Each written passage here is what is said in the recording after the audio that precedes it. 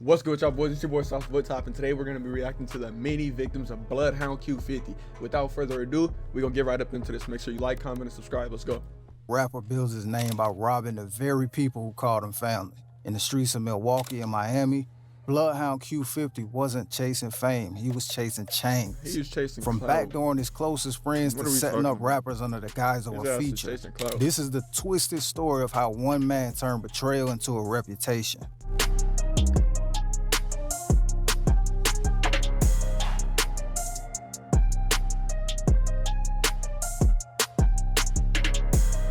But here's the crazy part. Every single person he robbed, he had gained their trust first.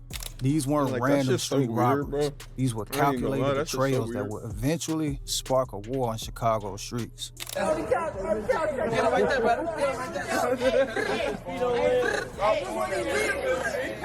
this what he did on the couch. By the end of this video, you'll see how Q50's chain snatching spree came full circle when karma finally caught up to him in the most brutal way possible. So buckle up, because this story has more twists than a Netflix series. And trust me, you won't see the ending coming. Before we dive into the madness, let me paint you the real picture of who BloodhoundQ50 actually is, straight from his own mouth. I want to start at the very beginning. So, you were originally born in Chicago? Mm-hmm. What part? I'm from OVs. Ain't he from Indiana? Okay. I swear I thought. But then you ended up moving to Gary, Indiana? Mm-hmm. Oh, okay. Like at what age? High school out there. That's what it was. I don't know. It was like I was back and forth. Like my grandma had a crib, which I call my mama. She had a crib out there, and shit, my whole family was like in Iraq. So you know what I'm saying? It's like I go out there, come to school out here, and then like it's like back and forth, like however I feel, I guess, for wherever I feel like going at the moment. You know what I'm saying? Whatever he feel like going at the moment. So that leaves like the indication open that you feel like being in the streets. You feel like, you feel me? And you ain't have to do your homework, because you could have been up in Indiana staying out the way, twin. I know it get cracking in Indiana too. Don't get it fucked up. But if you're not from Indiana, now your mom had you when she was really young. Yeah. Like how old was she? My mama, like my biological mama, she was like 16, 17. Okay, so she was still in high school. Exactly. But that's what I be telling y'all. These little boy asses be wanting. These little boys be wanting to be in the streets and be wanting to like lick off. So this wasn't your typical two-parent household story. Q50 was bouncing between Chicago and Gary, being raised primarily by his grandmother while his teenage mother tried to figure out her own life. Your dad, you didn't meet him until a little bit later. Like, his teenage. Look at him. He sat down and was like, hey, brother, let's take this picture from me. I'm about to, look, watch this I stole. Hold on, wait, make sure my gun in the background. You know, the watches I stole. Yeah, they gonna think I look tough. They gonna think I'm tough for this one. Yeah, like, bro, his mother tried to figure out that her shit own is life. so goofy. Your dad, you didn't meet him until a little bit later. Mm-hmm. Okay, so what was that situation about?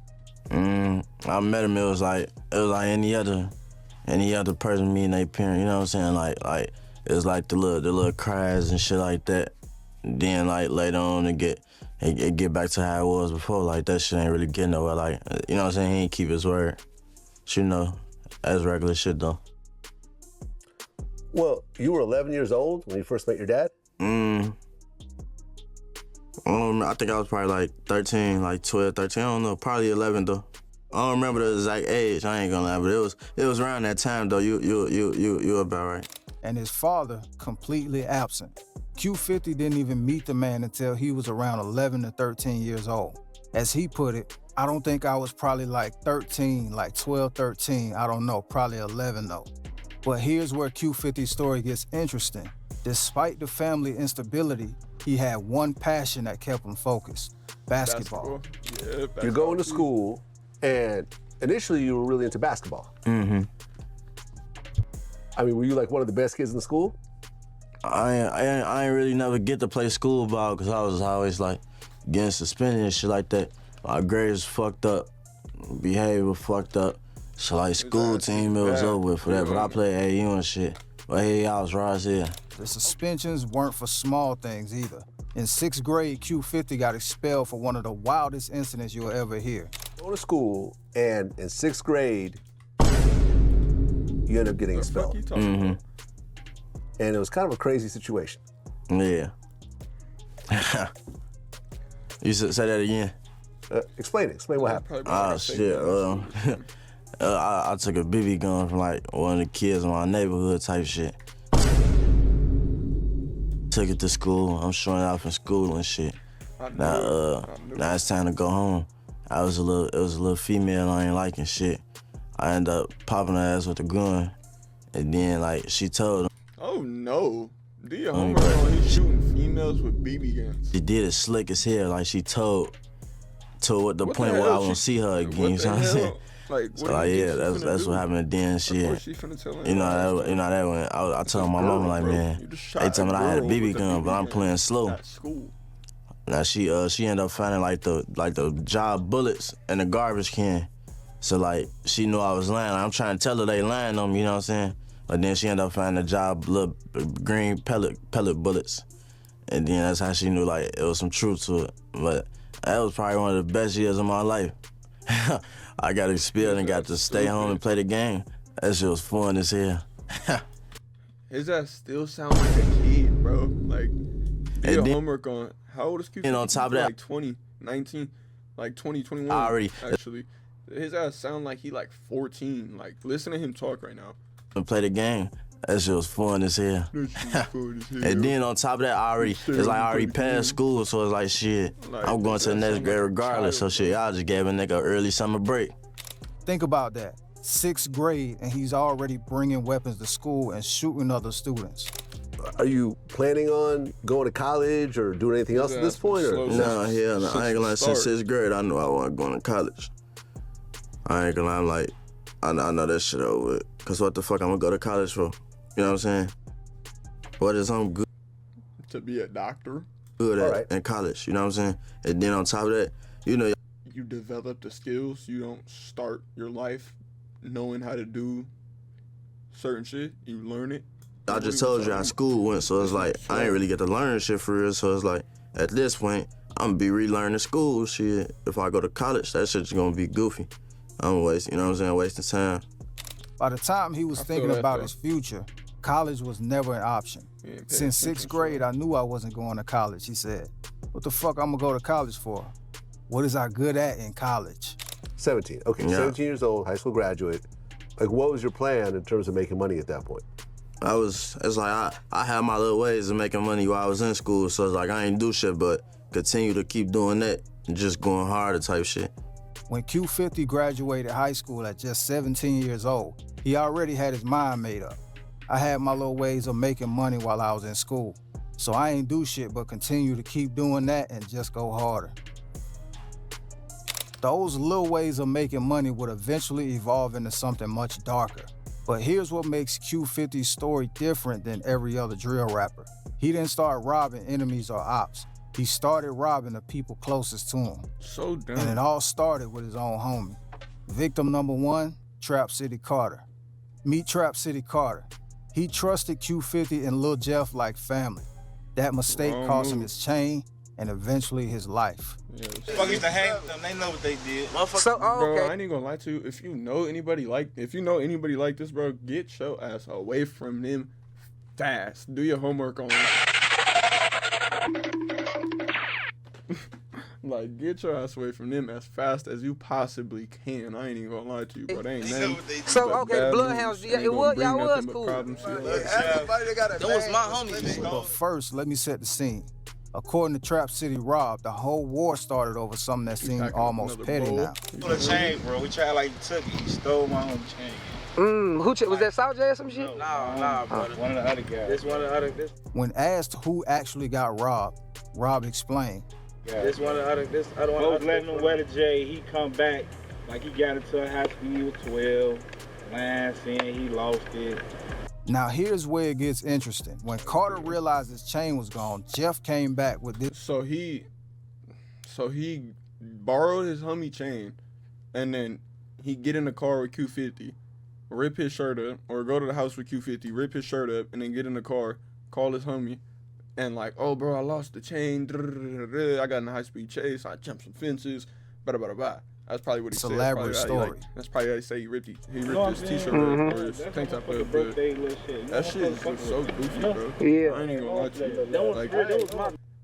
His ass ain't even rob him in no gangster way. Like, he ain't put no gun to their face and was like, give it up, give me your chain. This excuse shows how ridiculous it was. Stole it. This wasn't just some random beef, as Rob explained their close relationship. It was my dog, like, that's my crowd, like, we every day, no, that's he did the same shit. He did the same shit. He was down talking on Rob made it clear how personal this betrayal was. He did the same shit. But you know what's going on?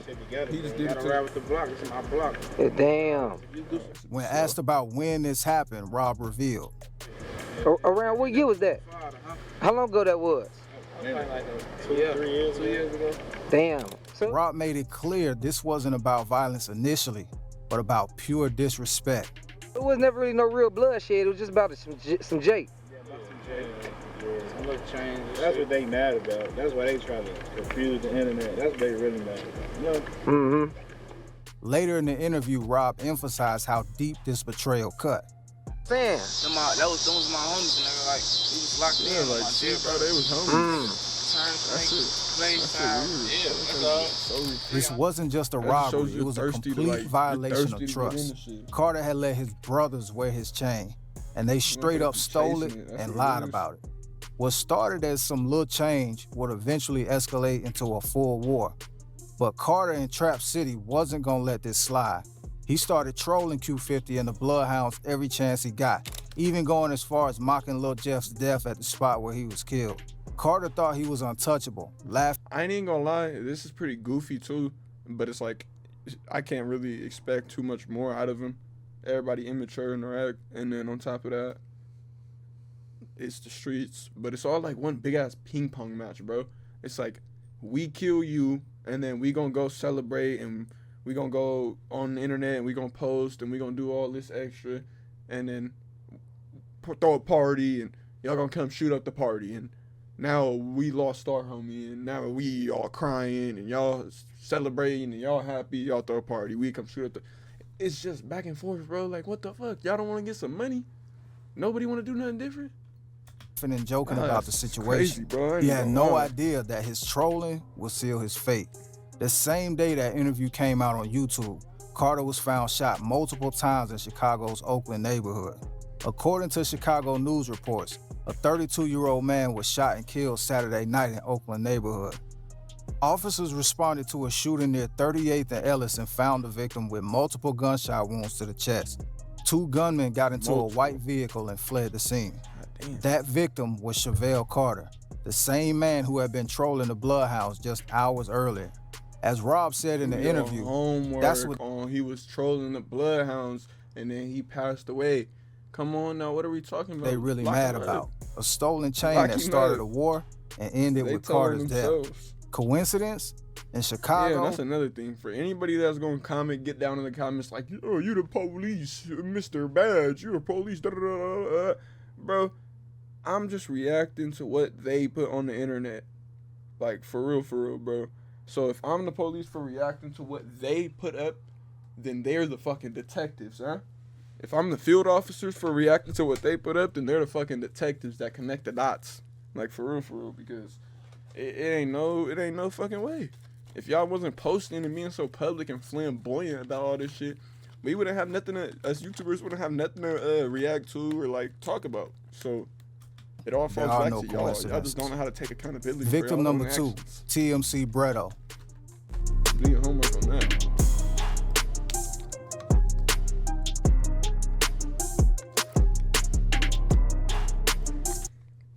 Look, it's blood on the watch.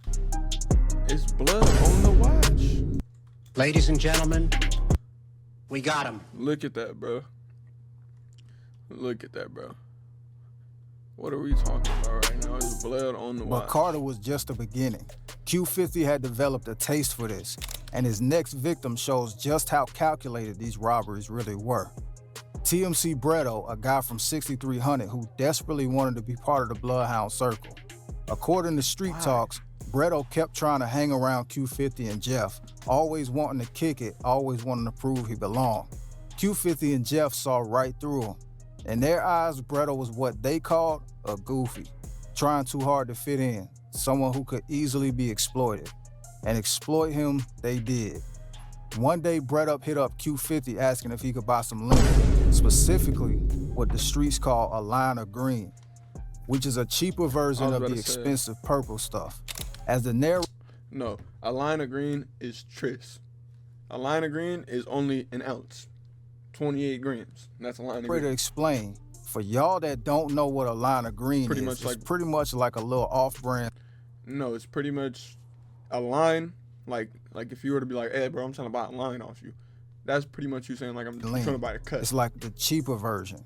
Q50 saw an opportunity. Yeah, come through. We got you. Q50 told him. Bretto showed up thinking this was just a normal transaction between friends. According to reports, he even brought his girlfriend along and was wearing 2 expensive watches. And what happened next shows you exactly who Q50 really is. Why would you link up with Q50 and Lil Jeff with your girlfriend and wearing 2 expensive watches? What the hell did you think was gonna happen, bro? Instead of selling Bretto the lean, Q50 and Jeff jumped him.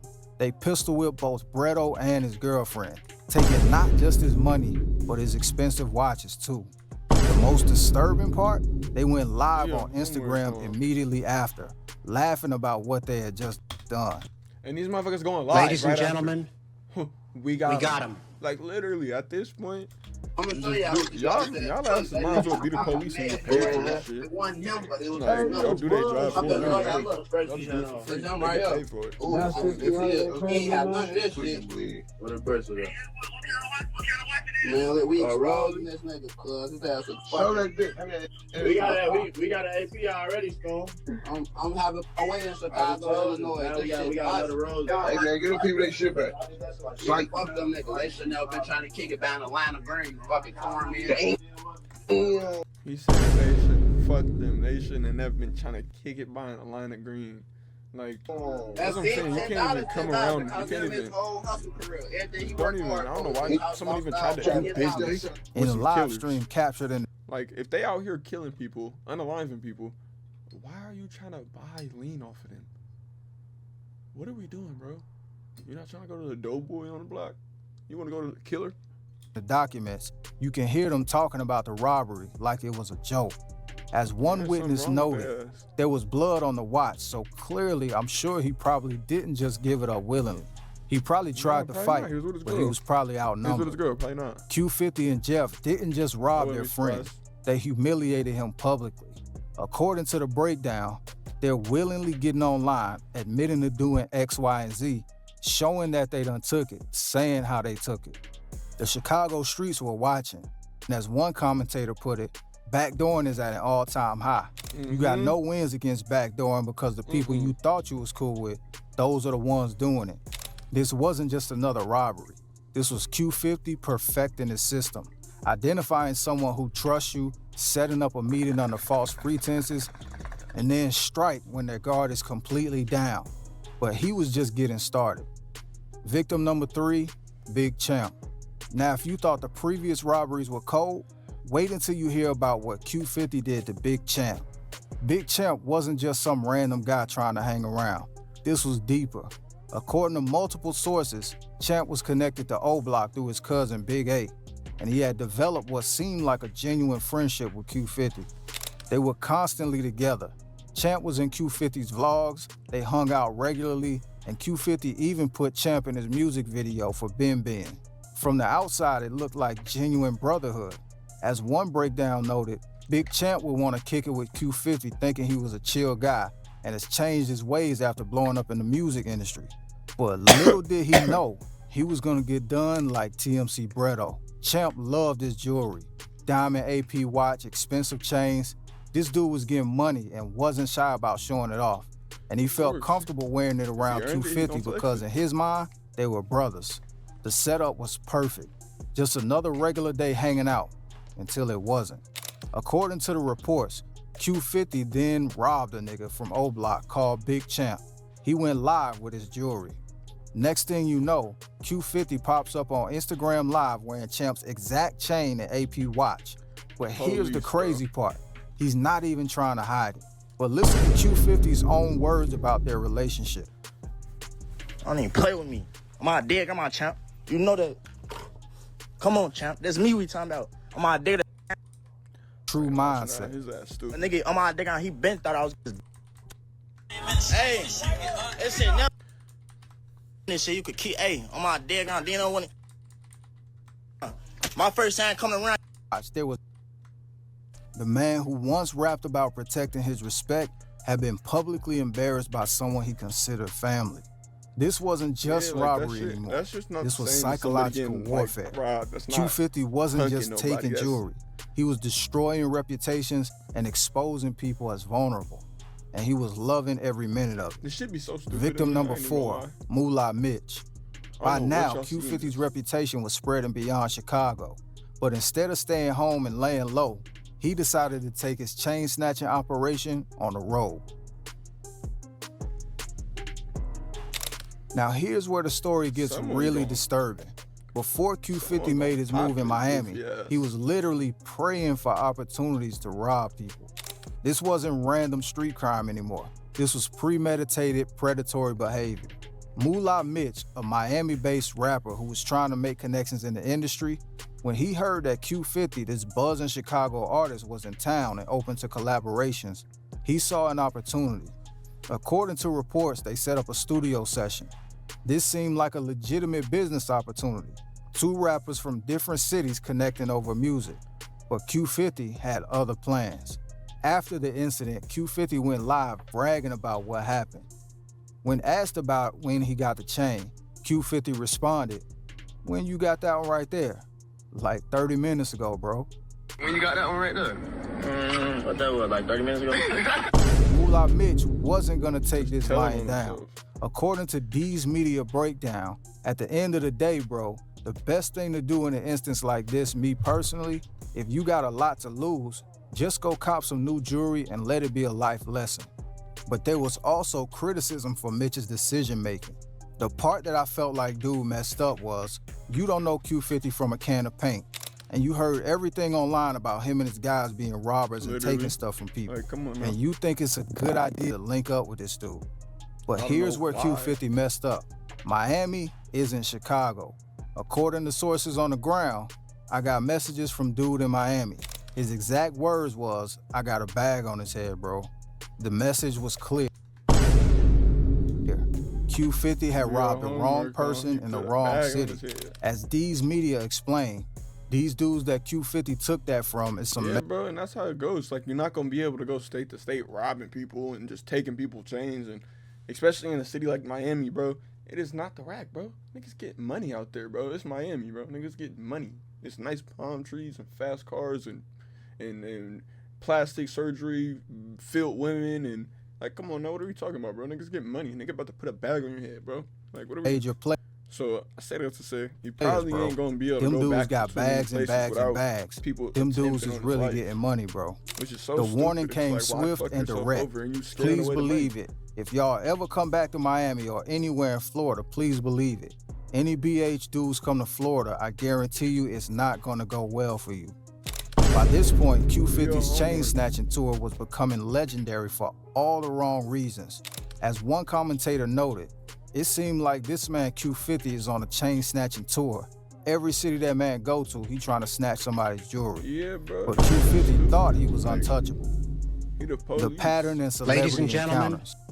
By this point, Q50's reputation had reached a high. I guarantee you it won't be too long. I give it a year or two, this is what he gonna hear.